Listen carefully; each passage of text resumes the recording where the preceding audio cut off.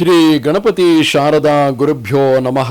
ವಸುದೇವ ಸುತಂ ದೇವಂ ಕಂಸಚಾಣೂರಮರ್ದನಂ ದೇವಕಿ ಪರಮಾನಂದಂ ಕೃಷ್ಣಂ ವಂದೇ ಜಗದ್ಗುರುಂ. ಶ್ರೋತೃಗಳಿಗೆ ಶ್ರೀಮದ್ ಭಾಗವತದ ದಶಮ ಸ್ಕಂದದಲ್ಲಿ ವರ್ಷ ಋತು ಶರದೃತುಗಳ ವರ್ಣನೆ ಎಂಬ 20ನೆಯ ಅಧ್ಯಾಯಕ್ಕೆ ಸ್ವಾಗತ. ಶ್ರೀ ಶುಕಮುನಿಗಳು ಹೇಳುತ್ತಾರೆ, ತಯೋಸ್ತದದ್ಭುತಂ ಕರ್ಮ ದಾವಾಗ್ನೇರ್ಮೋಕ್ಷಮಾತ್ಮನಃ ಗೋಪಾಸ್ತ್ರೀಭ್ಯ ಸಮಾಚಕ್ಯು ಪ್ರಲಂಬ ಮಧಮೇವಚ. ಪರೀಕ್ಷಿತ ಮಹಾರಾಜ, ಗೋಪಾಲರು ಶ್ರೀಕೃಷ್ಣನೊಡನೆಯೂ ಬಲರಾಮನೊಡನೆಯೂ ಹಸುಗಳೊಡನೆಯೂ ಗೊಲ್ಲರ ಹಳ್ಳಿಯನ್ನು ಸೇರಿದ ನಂತರ ಕೊಟ್ಟಿಗೆಗಳಲ್ಲಿ ಹಸುಗಳನ್ನು ಕಟ್ಟಿಹಾಕಿ ತಮ್ಮ ತಮ್ಮ ಮನೆಗಳಿಗೆ ಹೋಗಿ ಮನೆಯಲ್ಲಿದ್ದ ತಾಯಿ, ತಂಗಿ, ಹೆಂಡತಿ ಇವರೇ ಮೊದಲಾದ ಸ್ತ್ರೀಯರಿಗೆ ಶ್ರೀಕೃಷ್ಣನು ದಾವಾಗ್ನಿಯಿಂದ ತಮ್ಮನ್ನು ರಕ್ಷಿಸಿದ ಸಮಾಚಾರವನ್ನು, ಬಲರಾಮನು ಪ್ರಲಂಬಾಸುರನನ್ನು ಸಂಹರಿಸಿದ ಸಮಾಚಾರವನ್ನು ವರ್ಣಿಸಿ ಹೇಳಿದರು. ವೃಜದಲ್ಲಿದ್ದ ವೃದ್ಧರಾದ ಗೋಪಾಲರು ಮತ್ತು ಗೋಪಿಯರು ಬಲರಾಮ ಕೃಷ್ಣರ ಆ ಅಲೌಕಿಕವಾದ ಲೀಲೆಗಳನ್ನು ಕೇಳಿ ವಿಸ್ಮಿತರಾದರು. ರಾಮ ಕೃಷ್ಣರ ವೇಷದಲ್ಲಿ ಯಾರೋ ದೇವಶ್ರೇಷ್ಠರು ಗೊಲ್ಲಹಳ್ಳಿಗೆ ಆಗಮಿಸಿರಬಹುದು ಎಂದು ಅವರೆಲ್ಲರೂ ಭಾವಿಸಿದರು. ಸಹಿಸಲಾಗದ ತಾಪದಿಂದ ಕೂಡಿದ್ದ ಗ್ರೀಷ್ಮ ಋತುವು ಕಳೆದು ವರ್ಷ ಋತುವು ಪ್ರಾರಂಭವಾಯಿತು.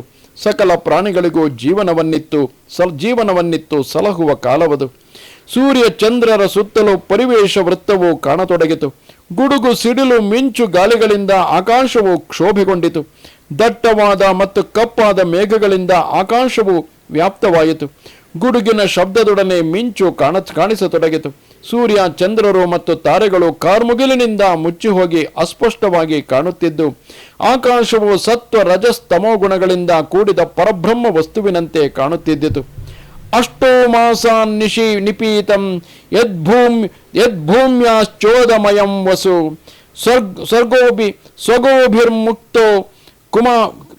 ಸ್ವಗೋಭಿರ್ಮುಕ್ತೋ ಮಾರೇಭಿ ಪರ್ಜನ್ಯ ಕಾಲ ಆಗತೆ. ಭೂಮಂಡಲದಲ್ಲಿರುವ ರಾಜರಂತೆ ಸೂರ್ಯದೇವನು 8 ತಿಂಗಳುಗಳ ಕಾಲ ಭೂಮಿಯಲ್ಲಿ ನೀರಿನ ರೂಪವಾದ ಕಂದಾಯವನ್ನು ಸಂಗ್ರಹಿಸುತ್ತಿದ್ದು, ಉಳಿದ ಈ 4 ತಿಂಗಳುಗಳ ಕಾಲ ಭೂಮಂಡಲದ ಸಂಪತ್ ಸಮೃದ್ಧಿಗಾಗಿ ತಾನು ಸಂಗ್ರಹಿಸಿದ್ದ ಆ ಕಂದಾಯವನ್ನು ತನ್ನ ಕಿರಣಗಳ ಮೂಲಕವಾಗಿ ಭೂಮಿಗೆ ಮಳೆಯ ರೂಪದಲ್ಲಿ ಹಿಂದಿರುಗಿಸುತ್ತಾನೆ. ಯಾವ ರೀತಿಯಲ್ಲಿ ದಯಾಳುಗಳಾದ ಮನುಷ್ಯರು ಪೀಡೆಗೊಳಗಾದವರನ್ನು ರಕ್ಷಿಸುವ ಸಲುವಾಗಿ ತಮ್ಮ ಪ್ರಾಣಗಳನ್ನಾದರೂ ಒತ್ತೆಗಿಡುವರೋ, ಅದೇ ರೀತಿಯಲ್ಲಿ ಮೋಡಗಳು ಮಿಂಚುಗಳೆಂಬ ಕಣ್ಣುಗಳ ಮೂಲಕವಾಗಿ ಪ್ರಪಂಚದ ಜನರ ಕಷ್ಟವನ್ನು ನೋಡಿ ಅವರ ಕಲ್ಯಾಣಕ್ಕಾಗಿ ತಮ್ಮ ಜೀವನ ರೂಪವಾದ ನೀರನ್ನು ಸುರಿಸುತ್ತದೆ. ಕಾಮ್ಯ ಫಲಗಳ ಪ್ರಾಪ್ತಿಗಾಗಿ ತಪಸ್ಸು ಮಾಡುವವನ ಶರೀರವು ದುರ್ಬಲವಾಗಿದ್ದು, ಫಲವು ಲಭಿಸಿದ ನಂತರ ದಷ್ಟಪುಷ್ಟವಾಗುವಂತೆ ಗ್ರೀಷ್ಮ ಋತುವಿನಲ್ಲಿ ಬಿಸಿಲಿನ ತಾಪದಿಂದ ಒಣಗಿ ಹೋಗಿದ್ದ ಭೂಮಿಯು ವರ್ಷಾಕಾಲವು ಬಂದೊಡನೆಯೇ ವೃದ್ಧಿ ಹೊಂದಿ ಹಚ್ಚ ಹಸಿರಾಗಿ ನಗುತ್ತಿರುತ್ತದೆ. ಕಲಿಯುಗದಲ್ಲಿ ಪಾಪದ ಪ್ರಾಬಲ್ಯದಿಂದಾಗಿ ವೈದಿಕ ಮತವು ಮರೆಯಾಗಿ ಪಾಖಂಡ ಮತವು ಪ್ರಕಾಶಕ್ಕೆ ಬರುವಂತೆ ವರ್ಷಾಕಾಲದ ಸಾಯಂಕಾಲಗಳಲ್ಲಿ ಕಾರ್ಮುಗಿಲಿನ ಆಚ್ಛಾದನೆಯಿಂದಾಗಿ ಚಂದ್ರ ಗ್ರಹ ನಕ್ಷತ್ರಗಳ ಬೆಳಕು ಕಾಣದೆ ಕೇವಲ ಮಿಣುಕು ಹುಳುಗಳ ಪ್ರಕಾಶವು ಕಾಣಿಸುತ್ತಿರುತ್ತದೆ. ನಿತ್ಯ ಕರ್ಮಗಳು ಮುಗಿದ ನಂತರ ಗುರುಗಳ ಆದೇಶದಂತೆ ಬ್ರಹ್ಮಚಾರಿಗಳು ವೇದವನ್ನು ಉರುಹೊಡೆಯುವಂತೆ ಅದುವರೆಗೂ ಶಬ್ದ ಮಾಡದಿದ್ದ ಈ ಕಪ್ಪೆಗಳು ವರ್ಷಾಕಾಲದ ಮೇಘಗಳ ಗರ್ಜನೆಯನ್ನು ಕೇಳುತ್ತಲೇ ಒಟಗುಟ್ಟಲು ಪ್ರಾರಂಭಿಸುತ್ತವೆ. ಗ್ರೀಷ್ಮ ಋತುವಿನಲ್ಲಿ ಬತ್ತಿ ಹೋಗಿದ್ದ ನದಿಗಳು ವರ್ಷಾಕಾಲದಲ್ಲಿ ಜಿತೇಂದ್ರಿಯನಲ್ಲದವನು ಯೌವನ ಮತ್ತು ಧನ ಸಂಪತ್ತಿಯನ್ನು ಅಪವ್ಯಯಗೊಳಿಸುವಂತೆ ಮೇರೆ ದಪ್ಪಿ ಹರಿಯುತ್ತವೆ. ಕೆಲವು ಕಡೆಗಳಲ್ಲಿ ಭೂಮಿಯು ಗರಿಕೆ ಹುಲ್ಲಿನಿಂದ ವ್ಯಾಪ್ತವಾಗಿದ್ದು ಹಚ್ಚ ಹಸಿರಾಗಿಯೂ, ಕೆಲವೆಡೆಗಳಲ್ಲಿ ಚಂದ್ರಚೂಡಗಳೆಂಬ ಹುಳುಗಳಿಂದ ತುಂಬಿದ್ದು ಕೆಂಪಾಗಿಯೂ, ಮತ್ತೆ ಕೆಲವೆಡೆಗಳಲ್ಲಿ ನಾಯಿ ಕೊಡೆಗಳಿಂದ ತುಂಬಿದ್ದು ಬಿಳುಪಾಗಿಯೂ ಕಾಣಿಸುತ್ತಿದ್ದು, ನಾನಾ ಬಣ್ಣದ ಉಡುಗೆ ತೊಡುಗೆಗಳನ್ನು ಧರಿಸಿದ ರಾಜರ ಸೈನಿಕರಂತೆ ಕಾಣುತ್ತಿರುತ್ತವೆ. ಎಲ್ಲ ಹೊಲ ಗದ್ದೆಗಳು ಸಸ್ಯ ಸಮೃದ್ಧಿಯಿಂದ ಕೂಡಿದ್ದು ರೈತರಿಗೆ ಆನಂದವನ್ನು ಉಂಟು ಮಾಡುತ್ತವೆ. ಸರ್ವವು ದೈವಾಧೀನವೆಂಬ ರಹಸ್ಯವನ್ನು ತಿಳಿಯದಿದ್ದ ಧನಿಕರಿಗೆ ರೈತರ ಸಸ್ಯ ಸಂಪತ್ತನ್ನು ನೋಡಿ ಅನುತಾಪ ಉಂಟಾಗುತ್ತದೆ. ಅವರು ತಮ್ಮಂತೆಯೇ ಧನಿಕರಾಗಿ ಬಿಡುತ್ತಾರಲ್ಲ ಎಂಬ ಅಸೂಯೆಯು ಧನಿಕರಿಗೆ ಆಗುತ್ತದೆ. ವರ್ಷಾಕಾಲದಲ್ಲಿ ಮಳೆಯಿಂದ ಸಂಗ್ರಹವಾದ ಹೊಸ ನೀರಿನ ಪಾನದಿಂದ ಜಲಚರಗಳು ಮತ್ತು ಭೂಚರ ಪ್ರಾಣಿಗಳು ಹರಿಸೇವೆಯಿಂದ ಮನುಷ್ಯನು ಸಂಸ್ಕೃತವಾದ ಮನಸ್ಸನ್ನು ಹೊಂದುವಂತೆ ಸುಂದರವಾದ ರೂಪಗಳನ್ನು ಹೊಂದುತ್ತವೆ. ವರ್ಷಾಕಾಲದಲ್ಲಿ ಸ್ವಾಭಾವಿಕವಾಗಿಯೇ ಗಾಳಿಯ ಬಡಿತದಿಂದ ಸಮುದ್ರದಲ್ಲಿ ಎತ್ತರವಾದ ಅಲೆಗಳೆದ್ದು ಅಲ್ಲೋಲ ಕಲ್ಲೋಲವಾಗಿ ಬಿಡುತ್ತದೆ. ಇದರ ಜೊತೆಗೆ ತುಂಬಿದ ನದಿಗಳು ಸಮುದ್ರವನ್ನು ಸೇರುವಾಗ ದೊಡ್ಡ ದೊಡ್ಡ ಅಲೆಗಳಿಂದ ಕೂಡಿದ್ದು ಸಮುದ್ರವು ಮತ್ತಷ್ಟು ಕ್ಷುಭಿತವಾಗುತ್ತದೆ. ಇನ್ನು ಪಳಗದಿರುವ ಯೋಗಿಯ ಕಾಮಾಸಕ್ತವಾದ ಚಿತ್ತವು ಭೋಗ ವಸ್ತುಗಳ ಸಂಸರ್ಗವನ್ನು ಹೊಂದಿದರೆ ಹೇಗೆ ಕ್ಷೋಭೆಗೊಳ್ಳುತ್ತದೆಯೋ ಹಾಗೆ ಸಮುದ್ರವು ವರ್ಷಾಕಾಲದಲ್ಲಿ ಅತಿಯಾಗಿ ಕ್ಷೋಭೆಗೊಳ್ಳುತ್ತದೆ. ಒನಕೆಯಷ್ಟು ದಪ್ಪದ ಧಾರೆಯಿಂದ ಕೂಡಿದ ಮಳೆಯು ಸತತವಾಗಿ ಸುರಿದರೂ ಪರ್ವತಗಳಿಗೆ ಯಾವ ವಿಧವಾದ ವ್ಯಥೆಯೂ ಉಂಟಾಗುವುದಿಲ್ಲ. ಅದೇ ರೀತಿಯಲ್ಲಿ ಹಲವಾರು ವ್ಯಸನಗಳಿಂದ ಪೀಡಿಸಲ್ಪಡುತ್ತಿದ್ದರೂ ಅಧೋಕ್ಷಜನಲ್ಲಿಯೇ ಲೀನವಾಗಿ ಹೋದ ಮನಸ್ಸುಳ್ಳ ಭಕ್ತ ಶಿರೋಮಣಿಗಳಿಗೆ ಯಾವ ವಿಧವಾದ ವ್ಯಥೆಯೂ ಉಂಟಾಗುವುದಿಲ್ಲ. ದ್ವಿಜರಿಂದ ಸತತವಾಗಿ ಅಭ್ಯಾಸ ಮಾಡಲ್ಪಡದಿರುವ ವೇದಗಳು ದ್ವಿಜರಿಗೆ ಕಾಲಾನುಕ್ರಮವಾಗಿ ಮರೆತೇ ಹೋಗುವಂತೆ ಶುದ್ಧಿ ಸಂಸ್ಕಾರಹೀನವಾದ ಮಾರ್ಗಗಳು ಹುಲ್ಲಿನಿಂದಲೂ ತುಂಬಿಕೊಂಡು ಅಲ್ಲಿ ಮಾರ್ಗಗಳು ಇವೆ ಎಂಬುದೇ ತಿಳಿಯದಾಗುತ್ತದೆ. ಮಳೆಗಾಲದಲ್ಲಿ ಅಲ್ಲಿ ಓಡಾಡುವುದು ಕಷ್ಟವಾಗುತ್ತದೆ. ಚಂಚಲವಾದ ಅನುರಾಗವನ್ನು ಹೊಂದಿರುವ ಕಾಮಿನಿ ಸ್ತ್ರೀಯರು ಗುಣವಂತನಾದ ಪುರುಷನ ಬಳಿಯಲ್ಲಿ ಸ್ಥಿರವಾಗಿ ಇರುವುದಿಲ್ಲ. ಅಂತೆಯೇ ಲೋಕೋಪಕಾರಿಗಳಾದ ಮೇಘಗಳೊಡನೆ ಮಿಂಚುಗಳು ಸ್ಥಿರವಾಗಿರುವುದಿಲ್ಲ. ತ್ರಿಗುಣಾತ್ಮಕವಾದ ಈ ಪ್ರಪಂಚದಲ್ಲಿ ನಿರ್ಗುಣನಾದ ಪರಮಾತ್ಮನು ಬೆಳಗುವಂತೆ ಗುಡುಗು, ಸಿಡಿಲು ಇವೇ ಮುಂತಾದ ಶಬ್ದಗಳಿಂದ, ಅಂದರೆ ಆ ಶಬ್ದಗಳಿಂದ ಕೂಡಿರುವ ಆಕಾಶದಲ್ಲಿ ನಿರ್ಗುಣಿಯಾದ ನಾಣಿಲ್ಲದ ಇಂದ್ರನ ಧನುಸ್ಸು, ಅಂದರೆ ಕಾಮನ ಬಿಲ್ಲು ಮೂಡಿಬರುತ್ತದೆ. ತನ್ನ ಚೈತನ್ಯದಿಂದಲೇ ಬೆಳಗಿಸಲ್ಪಟ್ಟ ದೇಹಾತ್ಮ ಭ್ರಾಂತಿಯಿಂದ ಕೂಡಿದ ಅಹಂಕಾರದಿಂದ ಪರಮಾತ್ಮನೇ ಮರೆಯಾಗುವಂತೆ ಚಂದ್ರನ ಬೆಳದಿಂಗಳುಗಳಿಂದಲೇ ಪ್ರಕಾಶಗೊಂಡ ಮೋಡಗಳ ಆವರಣದಿಂದ ಚಂದ್ರನು ಮರೆಯಾಗಿದ್ದಾನೆ. ಸಂಸಾರದ ಜಂಜಾಟದಿಂದ ಪರಿತಪಿಸುತ್ತಾ ಮುಂಗಾಣದೆ ದುಃಖ ಪಡುತ್ತಿರುವವರ ಮನೆಗೆ ಹರಿದಾಸರು ಆಗಮಿಸಿದರೆ ಅವರನ್ನು ಆ ದುಃಖ ಸಂತಪ್ತರು ಎಷ್ಟು ಆದರದಿಂದ ಸ್ವಾಗತಿಸುವರೋ ಅದೇ ರೀತಿಯಲ್ಲಿ ಮೇಘಗಳ ಶುಭಾಗಮನದಿಂದಾಗಿ ನವಿಲುಗಳು ಕೇಕೆ ಹಾಕಿಕೊಂಡು ನೃತ್ಯ ಮಾಡುತ್ತಾ ಆನಂದೋತ್ಸವವನ್ನು ಪ್ರಕಟಪಡಿಸುತ್ತಿವೆ. ಕಾಮ್ಯ ಫಲಗಳ ಪ್ರಾಪ್ತಿಗಾಗಿ ಘೋರವಾದ ತಪಸ್ಸನ್ನು ಮಾಡುತ್ತಾ ದೇಹವನ್ನು ಕೃಶಗೊಳಿಸಿರುವ ಯೋಗಿಯು ಫಲಪ್ರಾಪ್ತಿಯಾದ ನಂತರ ದಷ್ಟಪುಷ್ಟನಾಗುವಂತೆ ಗ್ರೀಷ್ಮ ಋತುವಿನಲ್ಲಿ ಬಿಸಿಲಿನ ಬೇಗೆಯಿಂದ ಒಣಗಿ ಹೋಗಿದ್ದ ಗಿಡ ಮರ ಬಳ್ಳಿಗಳು ವರ್ಷಾಕಾಲವು ಬರುತ್ತಲೇ ಬೇರುಗಳ ಮೂಲಕವಾಗಿ ನೀರನ್ನು ಸೇವಿಸಿ ಸೊಂಪಾಗಿ ಚಿಗುರಿಕೊಳ್ಳುತ್ತವೆ. ಮನಸ್ಸಿಗೆ ಹಿತವಾಗದ ಹಲವಾರು ಕಾರ್ಯಗಳು ಮನೆಯಲ್ಲಿ ನಡೆಯುತ್ತಿದ್ದರೂ ಕೆಟ್ಟ ಅಭಿಪ್ರಾಯವುಳ್ಳ ಪ್ರಾಕೃತ ಜನರು ಆ ಮನೆಯನ್ನು ಬಿಟ್ಟು ಹೇಗೆ ಹೋಗುವುದಿಲ್ಲವೋ ಹಾಗೆಯೇ ವಾಸಿಸುತ್ತಿರುವ ಸರೋವರಗಳು ಮಳೆ ಸುರಿಯುವಿಕೆಯಿಂದ ಕೊಚ್ಚೆಯಾಗಿದ್ದರೂ ಸಾರಸ ಪಕ್ಷಿಗಳು ಅಂತಹ ಸರೋವರಗಳನ್ನು ವರ್ಷಾಕಾಲದಲ್ಲಿ ಬಿಟ್ಟು ಹೋಗುವುದಿಲ್ಲ. ಕಲಿಯುಗದಲ್ಲಿ ನಾಸ್ತಿಕರ ಮಿಥ್ಯಾವಾದಗಳಿಂದ ವೈದಿಕ ಮತವು ಎಲ್ಲ ಮೀರಿ ಹೋಗುವಂತೆ ವರ್ಷಾಕಾಲದಲ್ಲಿ ದೇವೇಂದ್ರನು ಮುಸಲದಂತಹ ಧಾರೆಗಿರುವ ಮಳೆಯನ್ನು ಸುರಿಸುತ್ತಿರಲಾಗಿ ನೀರಿನ ಪ್ರವಾಹದಿಂದ ಹಲವಾರು ಆಣೆಕಟ್ಟೆಗಳು, ಸೇತುವೆಗಳು ಕೊಚ್ಚಿ ಹೋಗುತ್ತವೆ. ಬ್ರಾಹ್ಮಣರ ಪ್ರೇರಣೆಯಿಂದ ಧನಿಕರಾದವರು ಜನೋಪಯೋಗಿಗಳಾದ ಕಲ್ಯಾಣ ಕಾರ್ಯಗಳನ್ನು ಮಾಡುವಂತೆ ವರ್ಷಾಕಾಲದಲ್ಲಿ ವಾಯುವಿನ ಪ್ರೇರಣೆಯಿಂದ ದಟ್ಟವಾದ ಮೇಘಗಳು ಮಳೆಗಳ ಹಿತದ, ಪ್ರಾಣಿಗಳ ಹಿತದ ಸಲುವಾಗಿ ಅಮೃತಮಯವಾದ ನೀರನ್ನು ಸುರಿಸುತ್ತವೆ. ಪರೀಕ್ಷಿತ ಮಹಾರಾಜ, ಹೀಗೆ ಆ ವೃಂದಾವನವು ಅತ್ಯಂತ ಶೋಭಾಯಮಾನವಾಗಿದ್ದಿತು ಮತ್ತು ಖರ್ಜೂರದ ಹಣ್ಣುಗಳಿಂದಲೂ ನೇರಳೆ ಹಣ್ಣುಗಳಿಂದಲೂ ಸಮೃದ್ಧವಾಗಿದ್ದಿತು. ಅಂತಹ ಸುಂದರವಾದ ವನದಲ್ಲಿ ವಿಹರಿಸಲು ರಾಮ ಮತ್ತು ಶ್ಯಾಮರು ಗೋವುಗಳೊಡನೆಯೂ ಗೋಪಾಲಕರೊಡನೆಯೂ ಪ್ರವೇಶಿಸಿದರು. ಕೆಚ್ಚಲುಗಳಲ್ಲಿ ಹಾಲು ತುಂಬಿ ಬಹಳ ಭಾರವಾಗಿದ್ದುದರಿಂದ ಹಸುಗಳು ನಿಧಾನವಾಗಿ ನಡೆದು ಹೋಗುತ್ತಿದ್ದವು. ಶ್ರೀಕೃಷ್ಣನು ಆ ಹಸುಗಳ ಹೆಸರುಗಳನ್ನು ಹಿಡಿದು ಕೂಗಿದೊಡನೆಯೇ ಅವು ಕೆಚ್ಚಲ ಭಾರವನ್ನು ಲೆಕ್ಕಿಸದೆ ನಾಗಾಲೋಟದಿಂದ ಓಡತೊಡಗಿದವು. ಆ ಸಮಯದಲ್ಲಿ ಅವುಗಳ ಕೆಚ್ಚಲುಗಳಿಂದ ಹಾಲು ಕರೆಯದೆಯೇ ಧಾರಾಕಾರವಾಗಿ ಸುರಿಯುತ್ತಿದ್ದಿತು.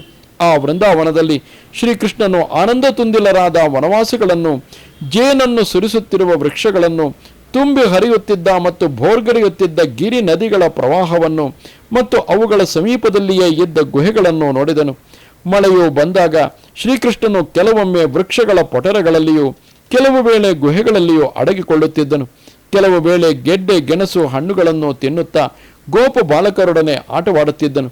ಕೆಲವು ವೇಳೆ ಶ್ರೀಕೃಷ್ಣನು ನದಿಯ ತೀರದಲ್ಲಿದ್ದ ಬಂಡೆಯ ಮೇಲೆ ಬಲರಾಮರೊಡನೆಯೂ ಗೋಪಾಲ ಬಾಲಕರೊಡನೆಯೂ ಕುಳಿತು ಮನೆಯಿಂದ ತಂದ ಮೊಸರನ್ನವನ್ನು ಮೆಲ್ಲುತ್ತಿದ್ದನು. ಆ ವರ್ಷಾ ಕಾಲದಲ್ಲಿ ಎತ್ತುಗಳು, ಕರುಗಳು ಮತ್ತು ಕೆಚ್ಚಲಿನ ಭಾರದಿಂದ ದಣಿದಿದ್ದ ಹಸುಗಳು ಕೆಲ ಹೊತ್ತಿನವರೆಗೆ ಹುಲ್ಲು ಮೇಯುತ್ತಿದ್ದು ಹೊಟ್ಟೆ ತುಂಬಿದ ಮೇಲೆ ಹುಲ್ಲಿನ ಮೇಲೆಯೇ ಮಲಗಿ ಕಣ್ಣು ಮುಚ್ಚಿಕೊಂಡು ಮೆಲುಕು ಹಾಕುತ್ತಿದ್ದವು. ಸಮಸ್ತ ಪ್ರಾಣಿಗಳಿಗೂ ಸುಖದಾಯಕವಾದ ಆನಂದಪ್ರದವಾದ ಇಂತಹ ವರ್ಷಾ ಕಾಲದ ಸೊಬಗನ್ನು ತನ್ನ ಲೀಲಾವಿಲಾಸದಿಂದಲೇ ಪ್ರಾದುರ್ಭವಿಸಿ ಪ್ರಕಾಶಗೊಂಡಿದ್ದ ಆ ಸನ್ನಿವೇಶಗಳೆಲ್ಲವನ್ನೂ ನೋಡಿ ಶ್ರೀಕೃಷ್ಣನು ಅತ್ಯಂತ ಪ್ರಸನ್ನನಾದನು. ಮತ್ತು ಅವುಗಳನ್ನು ಬಹಳವಾಗಿ ಪ್ರಶಂಸೆ ಮಾಡಿದನು. ಹೀಗೆ ರಾಮ ಕೇಶವರಿಬ್ಬರು ಮಹಾನಂದದಲ್ಲಿ ವ್ರಜದಲ್ಲಿ ನಿವಾಸ ಮಾಡುತ್ತಿರಲಾಗಿ ವರ್ಷಾ ಕಾಲವು ಕಳೆದು ಶರದೃತುವು ಪ್ರಾರಂಭವಾಯಿತು. ಆಕಾಶವು ಮೋಡಗಳಿಲ್ಲದೆ ನಿರ್ಮಲವಾಗಿದ್ದಿತು. ಗಾಳಿಯು ಮೆಲ್ಲನೆ ಬೀಸುತ್ತಿದ್ದಿತು. ಯೋಗ ಭ್ರಷ್ಟನಾದವನ ಚಿತ್ತವು ಪುನಃ ಯೋಗಾಭ್ಯಾಸ ಮಾಡುವುದರಿಂದ ನಿರ್ಮಲವಾಗುವಂತೆ ಸರೋವರಗಳಲ್ಲಿ ಪುನಃ ಕಮಲಗಳು ಮೈದೋರಿ ನೀರು ತನ್ನ ಸಹಜವಾದ ಸ್ವಚ್ಛತೆಯನ್ನು ಪಡೆದುಕೊಂಡಿತು. ಶ್ರೀಕೃಷ್ಣನಲ್ಲಿ ಇಟ್ಟಿರುವ ಅನನ್ಯ ಭಕ್ತಿಯು ಯಾವ ರೀತಿಯಲ್ಲಿ ಬ್ರಹ್ಮಚಾರಿಗಳನ್ನು, ಗೃಹಸ್ಥರನ್ನು ಮತ್ತು ಸನ್ಯಾಸಿಗಳನ್ನು ಸಕಲ ವಿಧವಾದ ಕಷ್ಟಗಳಿಂದಲೂ ಮತ್ತು ಅಶುಭಗಳಿಂದಲೂ ಮುಕ್ತರನ್ನಾಗಿ ಮಾಡುವುದೋ, ಅದೇ ರೀತಿಯಲ್ಲಿ ಶರದೃತುವು ಆಕಾಶವನ್ನು ಮೋಡಗಳಿಂದಲೂ, ವಾಯುಭೂತವನ್ನು ವಿವಿಧ ವರ್ಣದ ಧೂಳಿನಿಂದಲೂ, ಭೂಮಿಯನ್ನು ಕೆಸರಿನಿಂದಲೂ, ನೀರನ್ನು ರಾಡಿಯಿಂದಲೂ ಮುಕ್ತಗೊಳಿಸಿತು.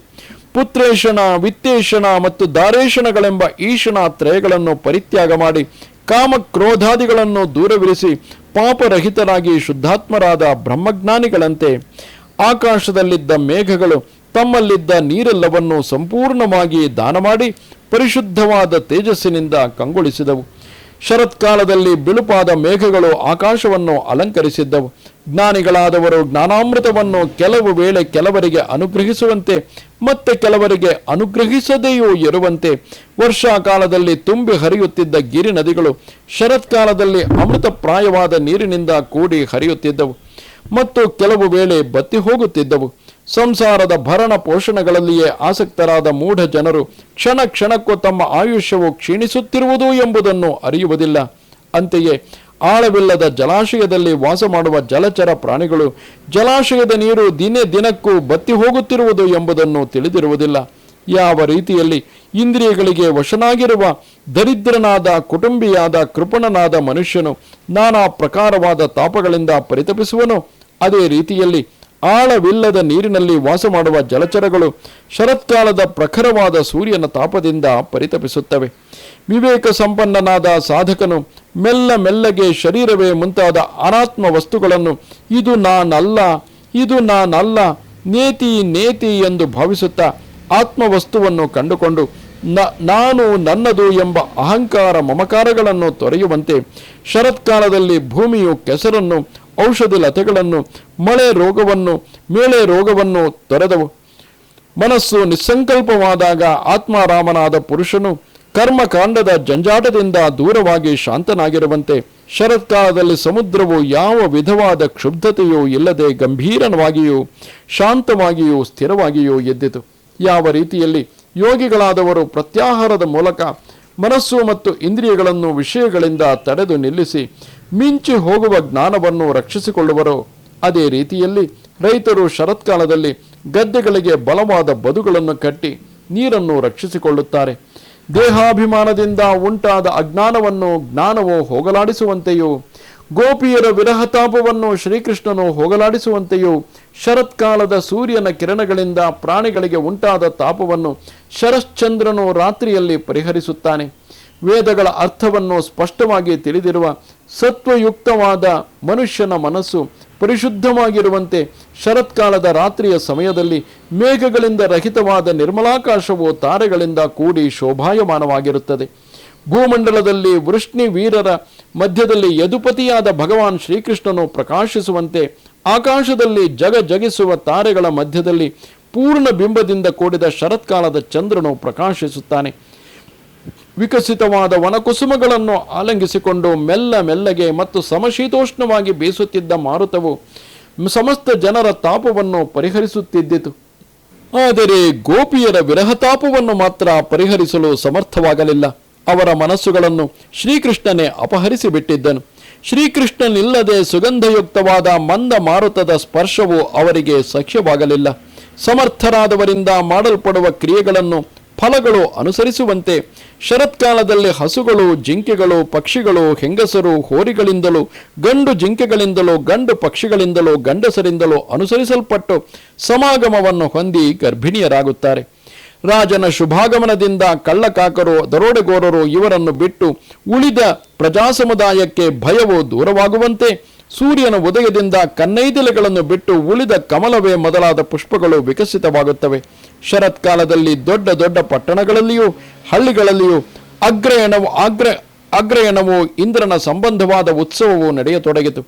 ಮಾಗಿ ನಿಂತಿದ್ದ ಬೆಳೆಗಳಿಂದ ಭೂಮಿಯು ಸಂಪನ್ನವಾಗಿತ್ತು ಮತ್ತು ಶ್ರೀಮನ್ನಾರಾಯಣನ ಲೀಲಾವತಾರಗಳಾಗಿದ್ದ ರಾಮ ಕೃಷ್ಣರ ಉಪಸ್ಥಿತಿಯಿಂದಲೂ ಭೂಮಂಡಲವು ಬಹಳವಾಗಿ ಶೋಭಿಸುತ್ತಿದ್ದಿತು. ಸಾಧಕರು ತಮ್ಮ ಯೋಗ ಸಾಧನೆಗಳಿಂದ ಕಾಲಾನುಕ್ರಮವಾಗಿ ದಿವ್ಯ ಶರೀರಗಳನ್ನು ಪಡೆದುಕೊಳ್ಳುವಂತೆ ವರ್ಷಾಕಾಲದಲ್ಲಿ ಮಳೆಯ ಕಾರಣದಿಂದ ಒಂದೇ ಸ್ಥಳದಲ್ಲಿ ತಡೆಹಿಡಿಯಲ್ಪಟ್ಟಿದ್ದ ವೈಶ್ಯರು, ರಾಜರು, ಸನ್ಯಾಸಿಗಳು ಮತ್ತು ಸ್ನಾತಕರು ಶರತ್ಕಾಲವು ಪ್ರಾರಂಭವಾಗುತ್ತಲೇ ಸ್ವೇಚ್ಛೆಯಿಂದ ತಮ್ಮ ತಮ್ಮ ಕಾರ್ಯಗಳಲ್ಲಿ ತೊಡಗಿದರು ಎನ್ನುವಲ್ಲಿಗೆ ಮಹಾಪುರಾಣವು ಪಾರಮಹಂಸ ಸಂಹಿತೆಯೂ ಆಗಿರುವ ಶ್ರೀಮದ್ ಭಾಗವತದಲ್ಲಿ ದಶಮ ಸ್ಕಂದದ ಪೂರ್ವಾರ್ಧದಲ್ಲಿ 20ನೆಯ ಅಧ್ಯಾಯವು ಮುಗಿಯಿತು. ನಮಸ್ತೆ ಶಾರದೆ ದೇವಿ ಕಾಶ್ಮೀರ ಪುರವಾಸಿನಿ ತ್ವಾಮಹಂ ಪ್ರಾರ್ಥಯೇ ನಿತ್ಯಂ ವಿದ್ಯಾದಾನಂಚ ದೇಹಿಮೆ. ನಮಸ್ಕಾರ.